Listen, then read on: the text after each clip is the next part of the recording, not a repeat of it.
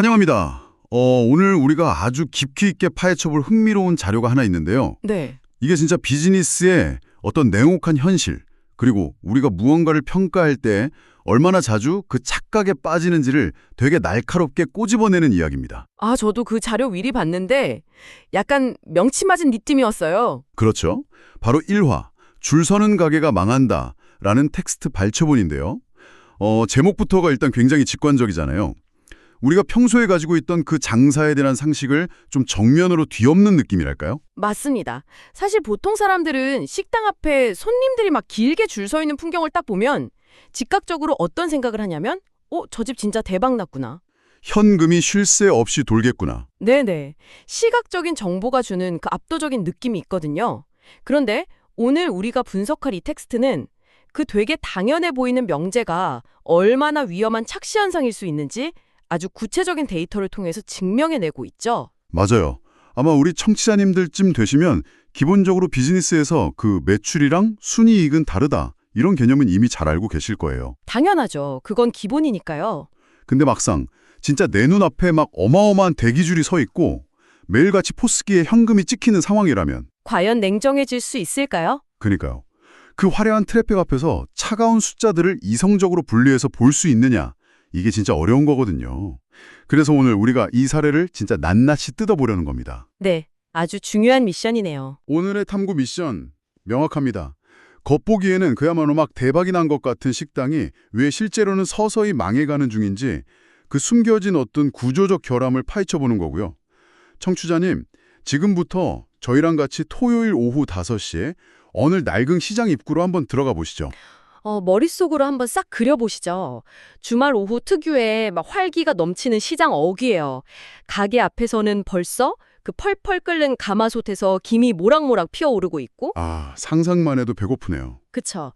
막 사람 발길을 단번에 붙잡는 아주 짙고 묵직한 국밥 냄새가 진동을 합니다. 가게 이름은 한성국밥. 간판은 약간 세월의 흔적을 맞아서 빛바랬는데 네네. 그 앞을 꽉 채우고 있는 사람들의 대기줄은 그 어느 곳보다 반짝반짝 빛나고 있는 상황인 거죠. 대기팀만 무려 23팀입니다. 아니, 토요일 오후 5시잖아요. 이른 저녁 시간인데 대기만 23팀이면 진짜 엄청난 트래픽이거든요. 그냥 지나가던 사람들도 저기 뭐야? 하고 발걸음 멈출 만한 광경이죠. 맞아요. 그래서 자료를 보면 이 모습을 지켜보던 옆 가게 상인이 딱 이렇게 말을 던집니다. 저 집은 망할 리가 없죠. 저 집은 망할 리가 없다. 진짜 확신에 찬 한마디네요. 근데 이 대목이 시사하는 바가 되게 큽니다. 옆 가게 상인의 그 말이 바로 우리가 일상적으로 범하는 가장 보편적인 오류를 완벽하게 대변하고 있거든요. 아, 시각적으로 압도적인 대기줄이랑 후각을 자극하는 그 냄새. 네네. 그리고 막 쉴 새 없이 오가는 사람들. 이런 감각적 단서들이 이성을 딱 마비시키고 저기는 무조건 성공한 곳이라는 결론으로 우리를 확 몰아가는 거죠. 근데 이 자료의 주인공인 비즈니스 컨설턴트 윤태진은 확실히 다릅니다. 그 감정적인 동요에 전혀 휩쓸리지 않더라고요. 어떻게 하던가요? 그 행동이 참 흥미로웠는데 옆 가게 상인이 막 확신에 쳐서 얘기하는데도 아무 대답을 안 해요. 그리고 그저 자기 손목시계를 딱 봅니다. 시간이 17시 12분. 네. 그리고 이 사람이 가게 앞을 길게 메운 사람들의 그 줄을 세는 게 아니라 유리창 너머로 가게 안에 의자 개수를 세기 시작합니다. 아, 이게 진짜 핵심입니다. 대기 인원이라는 눈에 보이는 수요 대신에 그 수요를 실제로 소화해낼 수 있는 매장의 물리적인 한계치, 즉 구조를 파악하기 시작한 거죠. 줄 대신 의자를 본 거네요. 정확합니다. 줄을 서 있는 사람들은 끊임없이 변동하는 감정이자 우리가 통제할 수 없는 외부 요인이잖아요. 오늘은 23팀이지만 내일 막 비 오고 태풍 불면 0팀일 수도 있는 거니까요. 그쵸. 반면에 가게 안의 의자는 이 비즈니스가 하루에 처리할 수 있는 절대적인 물리적 한계, 그러니까 비즈니스의 구조 그 자체를 의미합니다. 컨설턴트가 밖에서 눈으로 쓱 파악한 매장의 구조가 이렇습니다. 4인 테이블이 6개, 2인 테이블이 2개, 총 28석 규모. 28석. 생각보다 되게 아담하네요. 그렇죠. 그리고 창 너머로 손님들이 밥 먹는 속도를 관찰하니까 평균 식사 시간이 38분 정도 나옵니다. 이걸 바탕으로 시간당 테이블 회전율을 쓱 계산해 보니까 1.5회가 채 안 된다는 결론이 나오는 거죠. 와, 밖에는 지금 23팀이나 줄을 서서 기다리고 있는데 정작 안에서는 1시간에 테이블이 한 번 반도 안 돈다는 거잖아요. 네, 그게 병목인 거죠. 그럼 이거 숫자로 한번 계산해 볼게요. 28석 규모의 1.4회전 정도의 회전율, 그리고 메뉴 특성상 고정되어 있는 9,000원이라는 객단가. 이걸 다 곱해보면 시간당 한 35만 원 정도 나오거든요. 네네. 이걸 하루에 손님이 가장 몰리는 피크타임 6시간을 진짜 쉴 틈 없이 꽉꽉 채워서 돌린다고 가정해도 하루 최대 매출 한계치가 약 211만 원 언저리라는 계산이 딱 나옵니다. 맞습니다. 하루 211만 원. 한 달로 치면 수천만 원 단위니까 이거 겉으로만 보면 결코 나쁜 숫자가 아니거든요. 한 달에 6,7천만 원 대출이면 솔직히 옆 가게 상인이 보기엔 돈방석에 앉은 것처럼 보이겠네요. 그야말로 대박 식당이죠. 하지만 컨설턴트의 시선은 그 탑라인, 표면적인 매출액에서 절대 멈추지 않고 곧바로 바텀라인, 그러니까 이익을 향해 파고듭니다. 아, 바로 그 화려한 매출액 이면에 도사리고 있는 숨겨진 비용들을 보는 거군요. 저는 자료 보면서 이 매장 구조적 결함 중에 원가율 부분이 제일 충격적이었어요. 48% 말씀하시는 거죠? 네, 국밥 한 그릇을 9,000원에 파는데 육수 끓이는 재료 원가율이 무려 48%에 달한다는 점이요. 이거 진짜 남는 게 없는 거 아닌가요? 엄청난 수치죠, 사실. 보통 우리가 일반적인 외식업 식재료 원가율 적정선을 한 30% 내외로 잡거든요. 그걸 감안하면 절반 가까운 돈이 그저 재료비로만 쑥 빠져나간다는 뜻입니다. IT 서비스나 소프트웨어와 같이 되게 고마진 비즈니스 하시는 분들이 보면 기절할 만한 비용 구조네요. 경악하죠. 근데 거기서 끝이 아닙니다. 주방이랑 홀을 쉴 새 없이 돌려야 하니까 최소 3명분 인건비가 들어가고요. 매달 고정적으로 내야 하는 임대료가 450만 원이에요.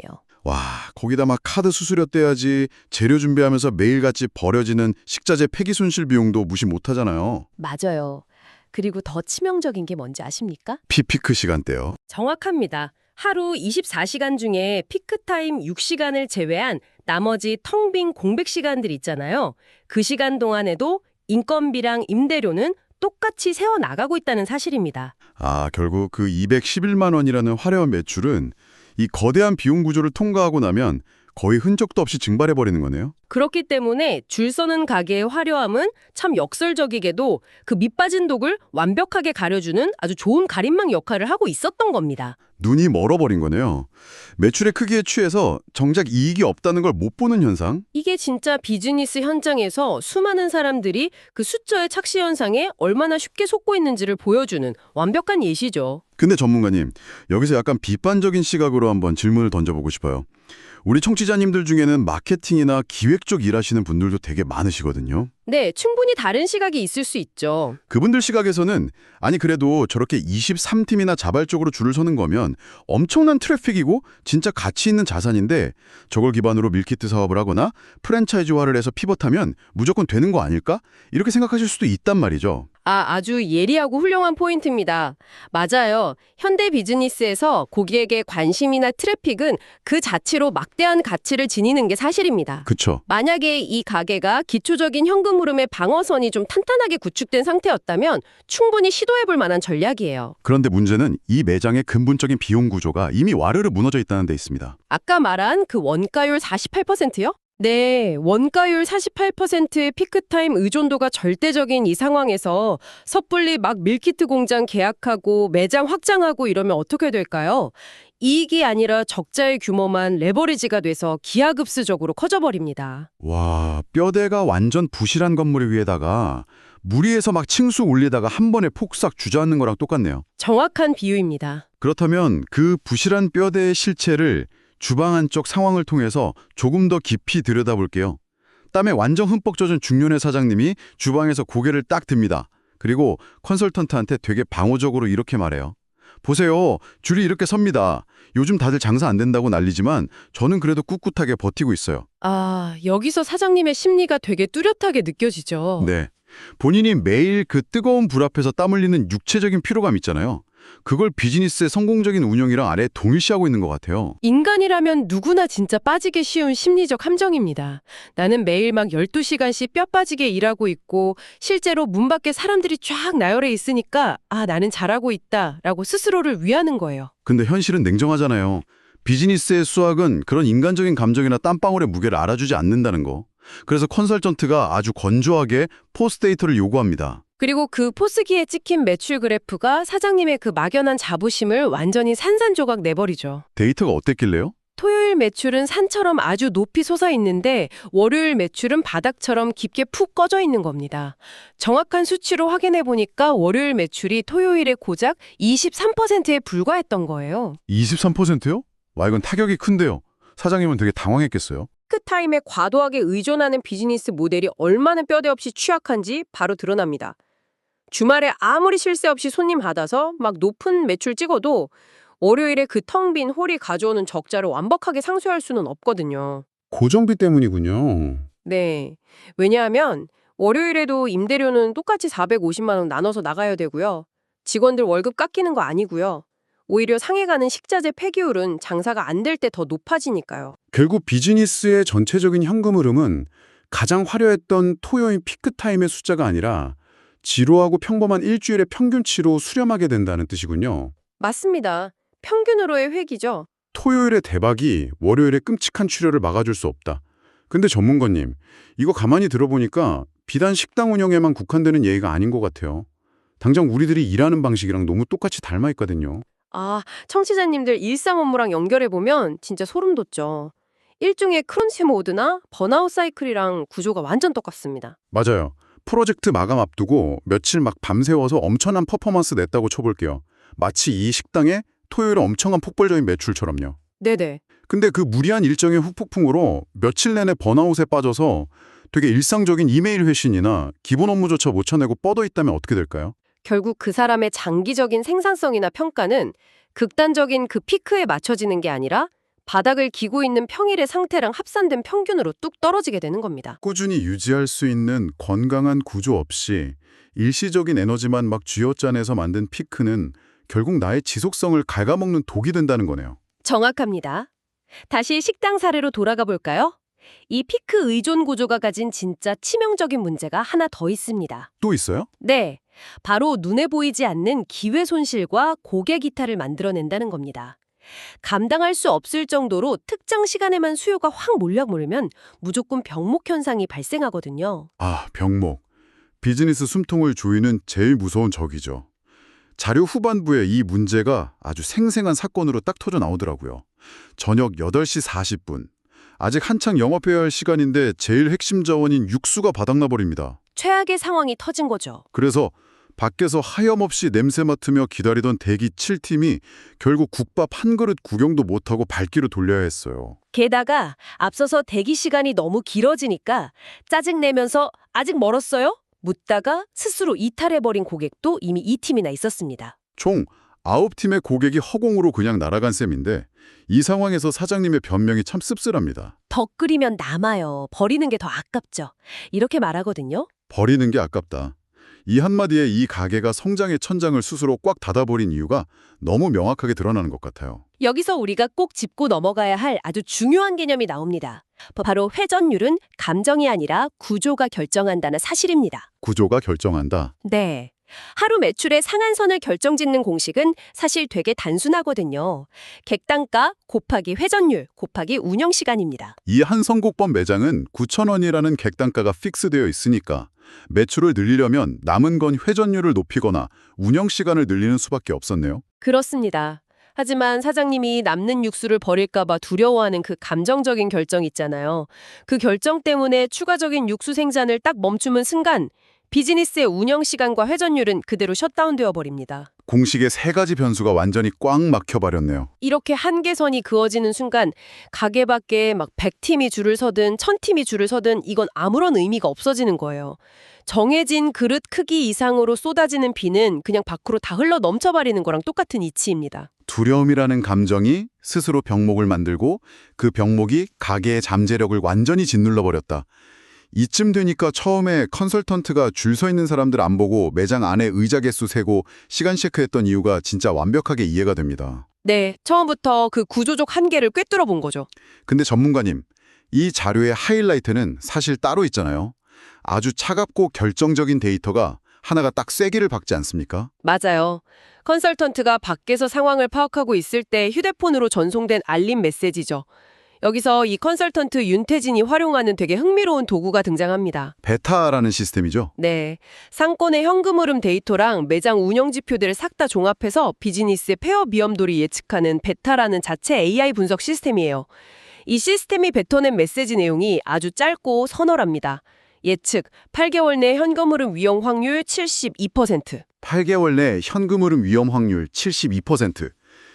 와, 이거는 뭐 사실상 데이터가 내리는 시한부 선고 아닙니까? 완전 시한부죠. 내 눈앞에는 지금 23팀의 반짝이는 대기줄이 서 있고 사장님은 막 불 앞에서 땀방울 흘리면서 나 열심히 버티고 있다, 성공하고 있다 이렇게 믿고 있는데 냉정한 데이터 모델은 이 비즈니스가 8개월 뒤면 통장 바닥을 드러낼 거라고 72% 확률로 확신을 하고 있는 겁니다. 직관이나 감에만 의존하는 장사가 얼마나 무서운 결과를 초래하는지 뼈저리게 보여주네요.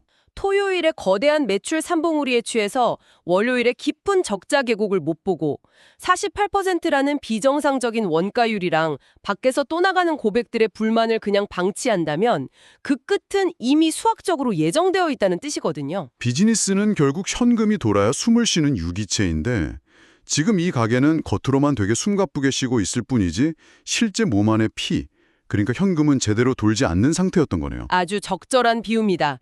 자, 이제 컨설턴트 윤태진이 이 낡은 시장 골목을 탁 나서면서 자기 녹음기에 남긴 진단 기록을 한번 요약해 볼까요?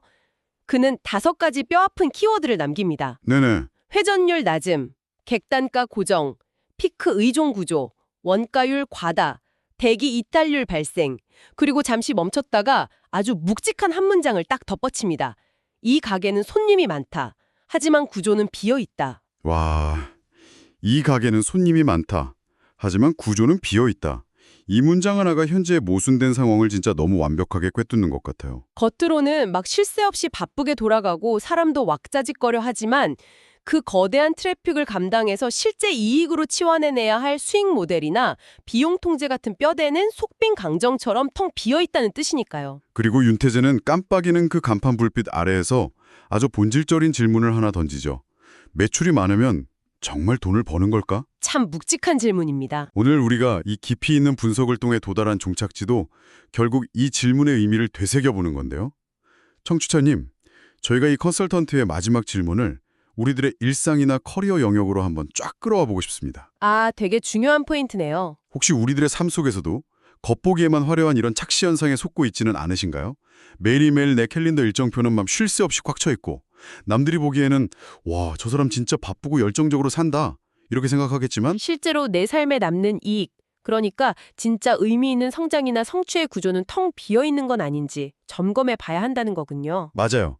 우리가 단순히 바쁨을 성공이나 어떤 높은 생산성으로 착각하는 건 저기 한성국밥 사장님이 식당 앞에 거대한 대기줄 보면서 안도하는 거란 진짜 완벽하게 똑같은 인지적 오류거든요. 만약 청취자님께서도 지금 일상이 막 너무나 바쁘게 돌아가는데도 불구하고 이상하게 뭔가 헛헛하거나 자꾸 제자리 걸음하는 느낌이 드신다면 나만의 AI 예측 시스템을 켤 때가 된 겁니다. 내 삶의 데이터를 냉정하게 들여다보라는 말씀이시죠? 그렇죠. 나의 시간과 에너지 지출 구조를 객관적으로 돌아보는 거죠. 내가 지금 에너지를 쏟아붓고 있는 곳이 단순히 타인한테 보여주기 좋은 표면적인 매출, 즉 겉모습만 일으키는 곳인지 아니면 나의 진짜 성장과 현금 흐름을 만들어내는 견고한 이익 구조인지 분별해내셔야 합니다. 와, 뼈 때리는 말씀이네요. 단순히 열심히 앞만 보고 달리는 것보다 내가 지금 달리고 있는 이 길의 원가율 그리고 구조가 과연 건강한지 점검하는 게 무조건 먼저라는 거. 오늘 분석한 자료가 진짜 많은 걸 생각하게 합니다. 하지만 오늘 논의의 연장선에서 한 단계 더 나아간 약간 도발적인 질문입니다. 오, 좋습니다. 식당 앞에 긴 대기줄이 성공을 포장하는 완벽한 착시라면 오늘날 우리의 디지털 삶 속에서 매일같이 마주하는 수많은 숫자들에 집착하는 현상 역시 완벽하게 동일한 착시라 아닐까요? 아, 매일 들여다보는 소셜미디어나 스마트폰 속 디지털 지표들 말씀하시는 건가요? 네, 그렇습니다.